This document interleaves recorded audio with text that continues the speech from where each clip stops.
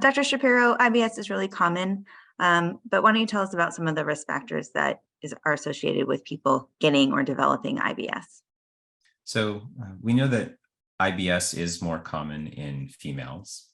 Uh, Most patients with IBS develop it at younger ages, so it's more common under the age of 45 or 50. The other risk factors include having a family member with IBS, although what we know is, and it was touched on earlier in another video, there's not one gene that causes IBS. There are multiple genes that may predispose to some extent to IBS, but by no means does that mean everyone with those genetic abnormalities develops IBS. Another very common one is a history of an infection, specifically a gastrointestinal infection.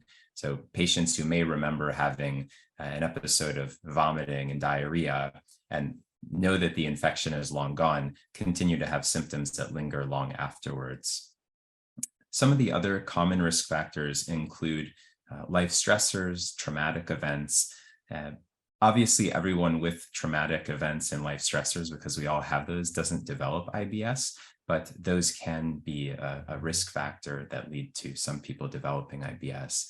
And the last one to touch on are mood disorders or psychological symptoms or diagnoses people may have, such as anxiety, depression, post-traumatic stress disorder, a history of abuse in the past, which can be a really sensitive topic to talk about.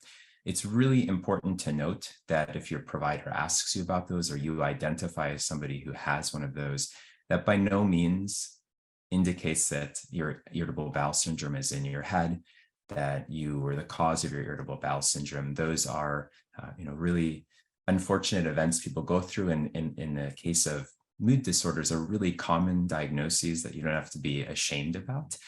Those can have an impact, though, on the gut because of the brain-gut connection, which we'll discuss more in additional videos as well.